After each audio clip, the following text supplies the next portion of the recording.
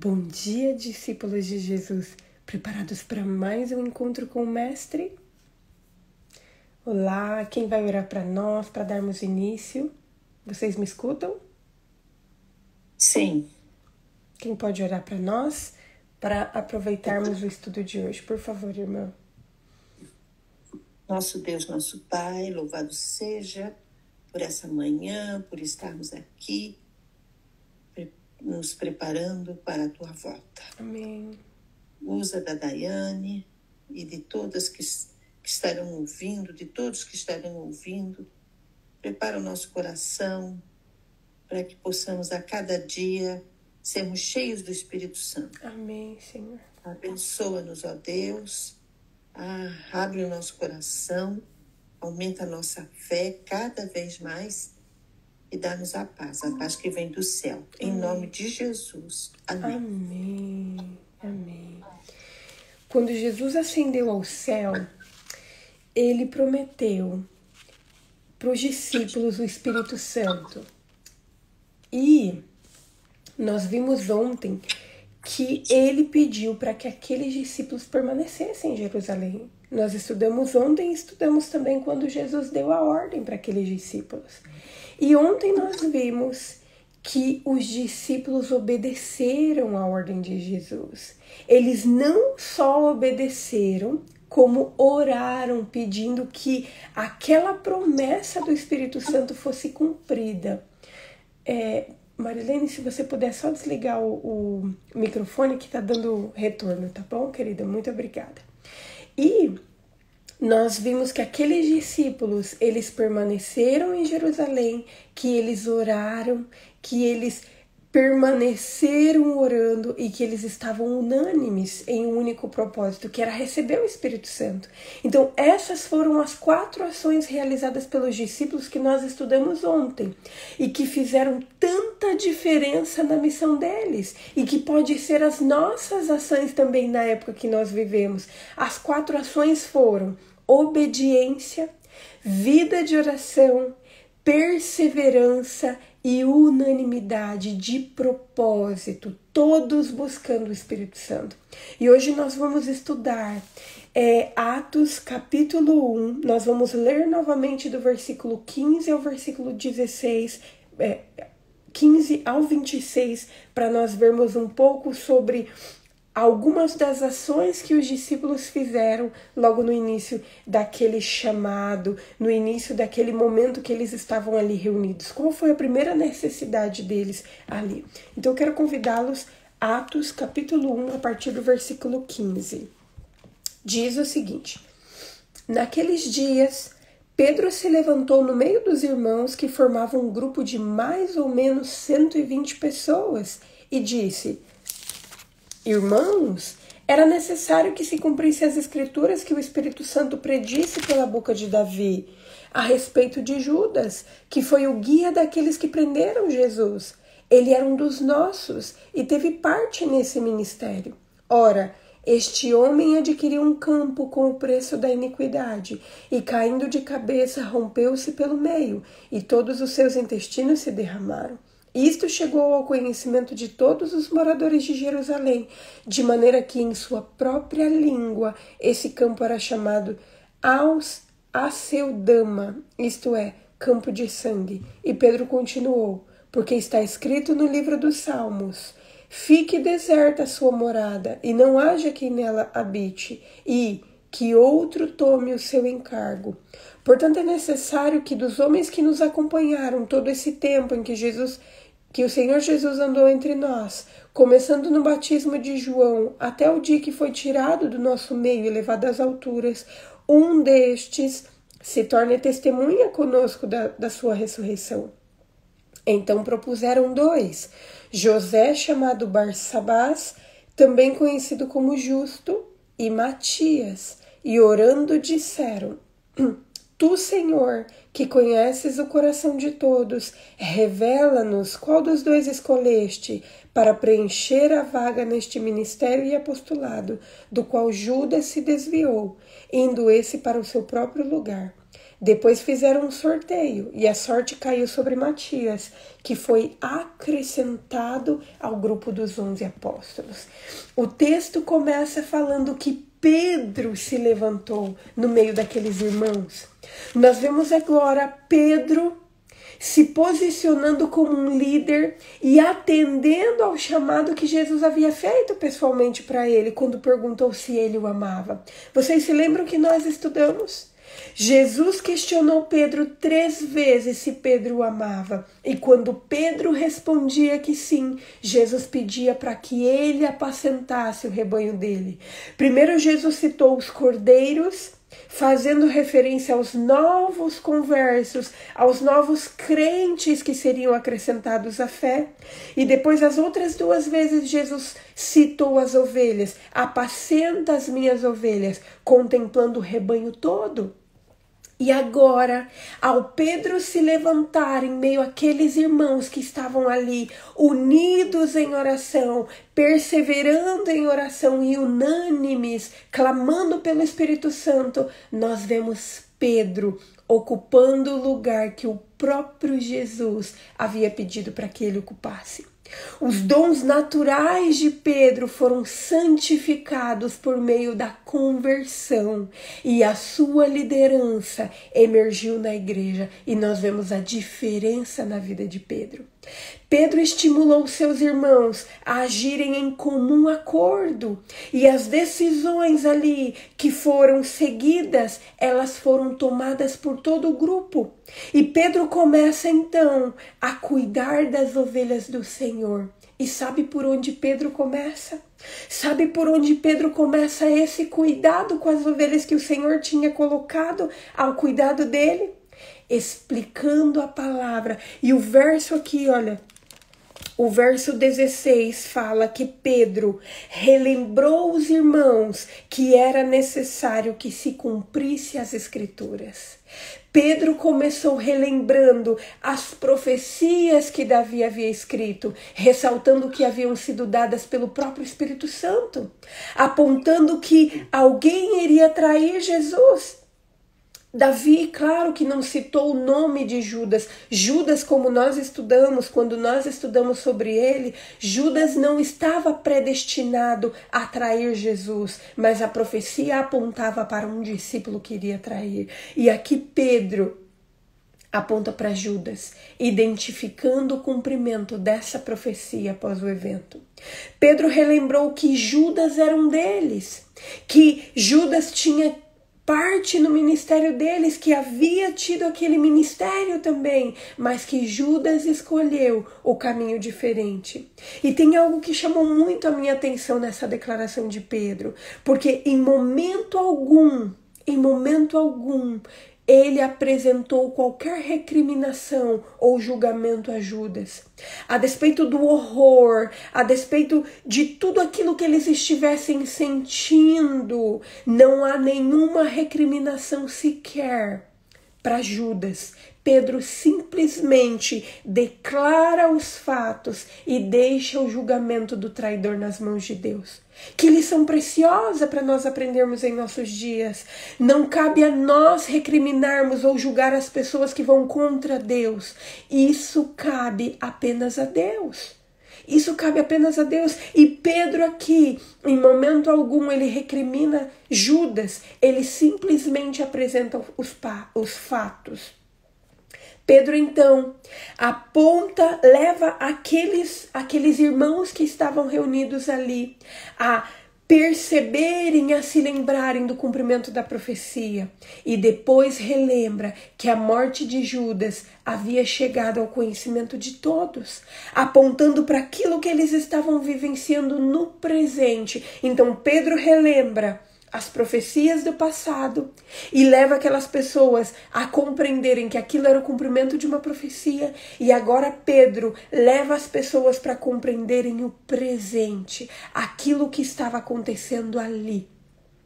É provável que quando o relato da traição de Judas e do suicídio de Judas se espalhou, que essa notícia tenha influenciado o povo de Jerusalém a assumir uma postura favorável a Cristo, porque as pessoas perceberam ali com a morte de Judas que Jesus tinha sido uma vítima de uma conspiração dos sacerdotes e da traição de um dos discípulos. E então Pedro aqui cita Salmo 109, versículo 8, e diz assim: que outro tome o seu encargo, que outro tome o seu lugar. Pedro aqui cita Salmo 109 como uma fonte de autoridade para eleger outra pessoa para assumir o lugar que Judas havia negligenciado, assumir o lugar que Judas havia deixado. Por isso que Pedro cita que outro tome o seu encargo, que outro tome o seu lugar. Pedro considerou que o número original de discípulos deveria ser mantido. Jesus havia chamado 12. E provavelmente os apóstolos consideravam o número 12 como uma representação de totalidade. Por isso que Jesus chamou 12 discípulos. Haviam 12 tribos de Israel e o número 12 aparece em várias outras declarações de Jesus. Por isso que Pedro raciocinou, é necessário que o número 12 seja mantido, porque nós temos um testemunho, nós temos uma tarefa poderosa à nossa frente e nós precisamos que tenhamos 12 pessoas, 12 testemunhas para cumprir essa tarefa. E então, após Pedro levantar essa necessidade, ele apresenta as características que precisava ter o novo escolhido. E a primeira característica que Pedro cita é que essa pessoa deveria ser alguém que havia acompanhado eles durante todo o tempo e que havia estado com Jesus. Durante o tempo que Jesus havia estado com eles, e Pedro cita aqui, ele fala que deveria ser alguém que havia seguido a eles, que havia estado com eles desde João até o momento em que eles viram Jesus ascendendo para o céu. E o texto dá a entender que haviam várias pessoas dentre os cristãos que tinham essas qualificações para suceder Judas, mas a Bíblia fala que apenas um seria escolhido, porque eles queriam 12 e eles tinham 11, então apenas um seria escolhido. A pessoa que haveria de ser escolhida deveria ter acompanhado eles desde o batismo de João até o momento em que Jesus tinha ido para o céu. Não deveria ser alguém que estava apenas no começo e nem deveria ser uma pessoa que estava apenas no final. Era necessário que essa pessoa tivesse permanecido, tivesse seguido a Jesus e, consequentemente, essa pessoa teria testemunhado muitos sinais e maravilhas que o próprio Jesus fez ao longo de todo o seu ministério. Resumindo aqui, Pedro estava indicando que fosse escolhido alguém que houvesse sido uma testemunha ocular de Jesus, alguém que tivesse caminhado ao lado de Jesus. E o relato diz que foram propostas 2 pessoas, versículo 23. Então propuseram 2.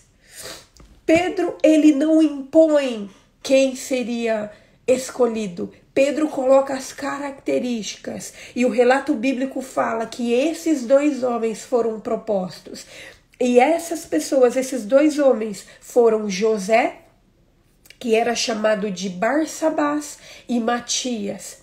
Nós não sabemos muitas coisas desses homens. A Bíblia não relata muitas coisas sobre esses homens. Mas o que nós sabemos é que Barsabás significa filho do sábado. Então, provavelmente, aquele José que foi indicado ali naquela comissão havia nascido no sábado. E também nós não sabemos muito sobre o que ele fez, sobre quem era a sua família, sobre quando que ele começou a seguir Jesus. O que nós sabemos é que tanto Matias quanto José haviam sido pessoas assíduas, seguidores assíduos de Jesus, desde a época de João Batista até a ascensão de Jesus. Caso contrário, eles não teriam sido indicados para ser a pessoa que ocuparia o lugar de Judas. E o outro indicado foi Matias. Também nós não sabemos muita coisa sobre Matias, porque Matias é apenas citado na Bíblia aqui no capítulo 1. Mas o que nós sabemos é que ele foi o escolhido. Ele foi o escolhido para ser aqui o sucessor de Judas. E os comentaristas falam que Matias morreu como um mártir na Etiópia, que ele deu a sua vida pelo evangelho quando ele pregou o evangelho na Etiópia. Só que ele é apenas relembrado, ele é apenas citado aqui no capítulo 1. Só que isso não é nenhuma declaração, isso não quer dizer que o testemunho ou que a ação de Matias tenha sido insignificante, porque outros discípulos também não foram muito citados. Outros discípulos também não foram muito citados. A missão dos discípulos não foram muito citadas também, porque o próprio João termina o livro de João falando que nem tudo foi citado, porque se tudo fosse citado, que nenhuma biblioteca, nenhum lugar seria suficiente para comportar tudo aquilo que seria relatado. Então, por isso que a vida deles não foi tanto descrita. E isso não significa que a missão deles não tenha sido uma missão fervorosa, não tenha sido uma missão eficaz. E a Bíblia relata que após esses dois homens serem propostos, que foi tirado sorte sobre eles ali, para saber quem que Deus iria escolher. E é interessante que em todos os grandes momentos da Igreja Apostólica, que nós vemos aqui uma atitude de oração, porque aqui nós vemos o seguinte, olha, então propuseram dois, José, chamado Barsabás, também conhecido como Justo, e Matias, e orando disseram, e eles fazem uma oração, e essa oração é linda, e eles falam assim: Tu, Senhor, que conheces o coração de todos, revela-nos qual deve ser o escolhido. Em todos os momentos decisivos, em todos os grandes momentos da Igreja Apostólica, a oração foi um recurso buscado de maneira espontânea. Não se tratava de um mero hábito, embora o hábito seja algo bom. E não se tratava simplesmente de um ritual, porque o culto naquela época ainda não havia sido formalizado. Mas aqui, essa escolha de orar, essa escolha de buscar a vontade de Deus por meio da oração, se tratava de uma escolha natural para os apóstolos. Sabe por quê? Porque aqueles apóstolos, eles estavam acostumados a falar com Jesus. E esta ação de falar com o Senhor por meio da oração era semelhante a conversar com Jesus face a face. Enquanto Jesus esteve nessa terra, aqueles discípulos conversaram com Jesus face a face. Então agora foi natural que eles buscassem ali a vontade de Deus por meio da oração. E isso é um excelente conselho para nós. Nós precisamos orar não apenas por mero hábito ou simplesmente por ritual, mas por uma escolha natural de querer falar com o nosso Senhor, de querer falar com o nosso Salvador Jesus, assim como nós conversaremos face a face com Ele lá no céu. Jesus havia ensinado os seus discípulos a orar e agora nós vemos eles praticando esses ensinamentos que Jesus havia ensinado. E é por isso que eles aqui começam a sua oração falando assim: olha, Senhor, Tu conheces o coração de todos. Jesus havia ensinado a oração do Pai Nosso para eles. Havia ensinado que eles deveriam pedir todas as coisas ao Pai, mas em nome de Jesus. E agora nós vemos aqui aqueles discípulos pedindo para que o Senhor intervisse e revelasse qual daqueles dois deveria ser escolhido. Aquelas 120 pessoas utilizaram seu discernimento para escolher 2 pessoas, só que a escolha final eles estavam colocando nas mãos de Deus. Os apóstolos tinham muita consciência da dignidade espiritual do seu chamado. E é por isso que a súplica deles era para que o Senhor escolhesse alguém para substituir aquele que havia optado pela apostasia. E o relato bíblico fala que eles lançaram sorte e que a sorte caiu sobre Matias.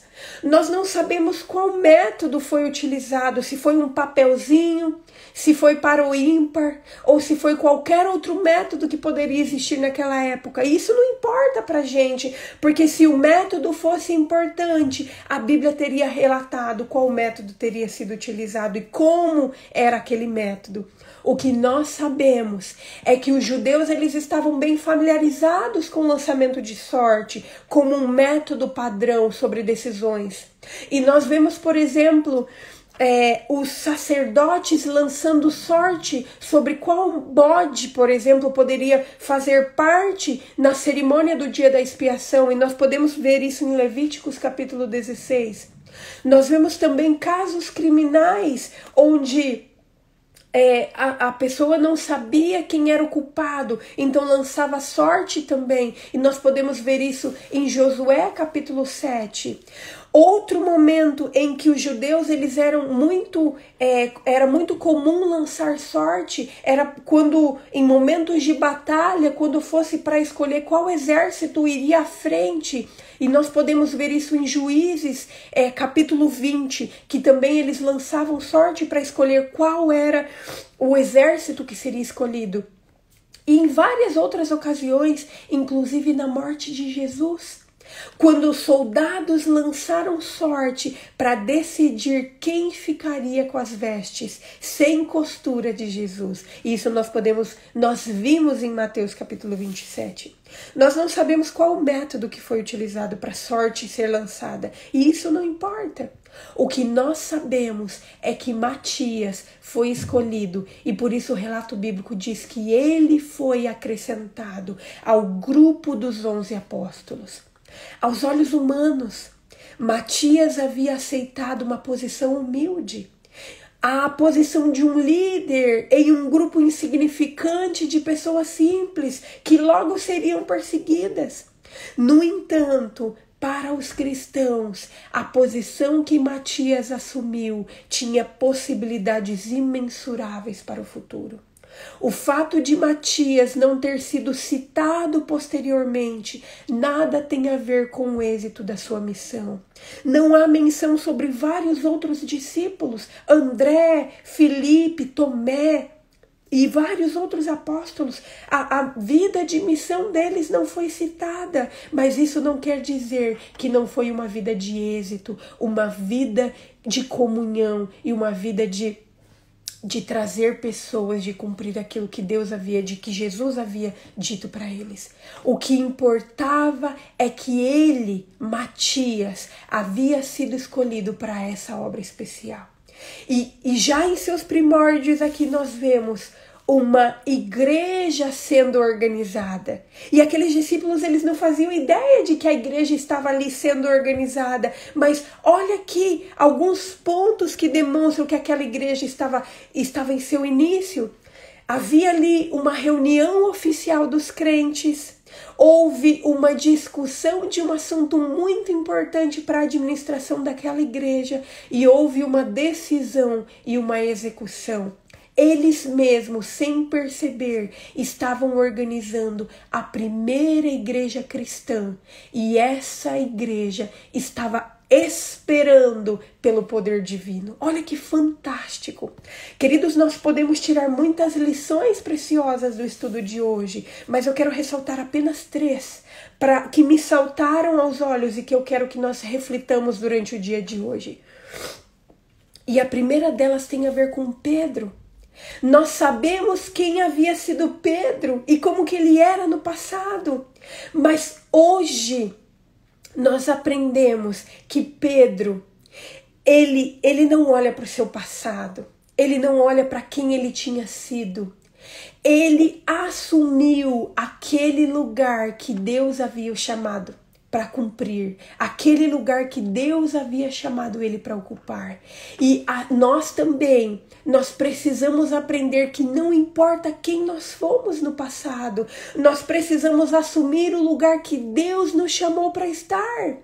Pedro foi chamado para cuidar dos seguidores de Jesus e não ficou pensando ou questionando nas dificuldades que ele iria enfrentar, nas pessoas que estariam sob sua liderança. Ele apenas foi, ele apenas ocupou o seu lugar. Muitos de nós não seremos chamados por Deus para ocupar lugares de liderança na igreja ou em qualquer outro lugar. Muitos de nós talvez nunca ocuparemos lugares de liderança na igreja, mas todos nós somos chamados a ser líderes em nosso lar, a fortalecer a nossa família, a ajudar a nossa família a compreender a palavra de Deus, o cumprimento das profecias, e que todos nós ocupemos o nosso lugar, assim como Pedro ocupou. O segundo aspecto que eu gostaria de ressaltar é que Pedro, ao se colocar como líder daquelas pessoas, ele levou aquelas pessoas primeiramente a compreender a palavra de Deus.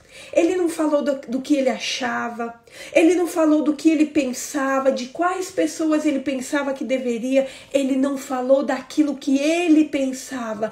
Ele levou as pessoas a refletir na palavra de Deus, a compreender as profecias, e é essa que deve ser a nossa atitude também. Nós não devemos levar as pessoas a concordar com as nossas opiniões. As nossas opiniões nem devem ser faladas. Nós devemos levar as pessoas a compreender a palavra de Deus. A palavra de Deus. E por último, o que me chamou a atenção no que nós estudamos hoje foi a organização das coisas. Aqueles apóstolos, sem perceber, estavam fundando a primeira igreja cristã. E eles agiram com ordem. Eles agiram com ordem. E quando nós vemos, Deus é um Deus de ordem. Em toda a Bíblia nós vemos Deus como um Deus de ordem. E Jesus, quando esteve nessa terra, também agiu com ordem. E por isso, a igreja que leva o nome de cristã, ela deve agir com ordem, porque leva o nome de Cristo. E Cristo era organizado, porque Deus é um Deus de ordem também. Os membros da igreja devem ser organizados e todas as ações que nós fazemos devem ser organizadas. Queridos, que nós continuemos buscando forças e sabedoria no Senhor para assumirmos a responsabilidade por aquilo que Deus colocou em nossas mãos. Deus nos chamou para agirmos com responsabilidade. Ele nos pediu para nós apacentarmos o seu rebanho, e nós precisamos assumir o papel que ele colocou em nossas mãos. Talvez não em outro lugar, mas com certeza nos nossos lares, com certeza na nossa casa, no nosso lar. Que nós utilizemos toda essa nossa autoridade, toda essa nossa liderança para levar as pessoas à Bíblia. Não importa onde estejamos. A Bíblia tem que ser o centro das nossas discussões. Nós precisamos ter uma vida de oração e que nossas ações sejam sempre com ordem, sejam sempre com decência, porque nós somos representantes de Cristo. Vamos orar? Vamos orar. Querido Deus, nós te louvamos, Senhor, pela vida. Nós te louvamos porque mais uma vez o Senhor falou ao nosso coração. Hoje nós aprendemos, Senhor, sobre a escolha de Matias, e nós vimos, Senhor, um Pedro transformado pelo teu amor, um Pedro transformado pela tua palavra. Nós vemos, Senhor, uma pessoa que era totalmente impulsiva, que era totalmente cheia de expectativas e que não entendia nada do que o Senhor explicava, sendo uma pessoa que tomou o lugar que o Senhor o chamou a ocupar, Senhor. Uma pessoa preocupada com a ordem, agindo com maturidade. E quando nós olhamos para a vida de Pedro, Senhor, nós temos esperança para a nossa vida também, porque nós sabemos que assim como o Senhor transformou a vida de Pedro, o Senhor pode transformar a minha vida também e a vida de todos esses meus irmãos que estão assistindo, Pai. Senhor, por favor, nos ajude a levar as pessoas que estão sobre nossa responsabilidade a tua palavra. Assim como Pedro fez, levando aquelas pessoas a refletir na tua palavra. Nos ajude a nos voltar para a tua palavra e nos ajude para que tudo o que fizermos seja levar as pessoas à tua palavra, porque o resto o Senhor vai fazer. O resto o seu Santo Espírito vai fazer. O nosso papel de apacentar as ovelhas deve ser levar as pessoas para a tua palavra. Nos ajude, Senhor. Nos ajude a ser pessoas de ordem, pessoas organizadas, porque nós testemunhamos a favor de Ti, Senhor. Nós levamos o Teu nome. Por isso, nos ajude a agir com ordem e decência, Senhor.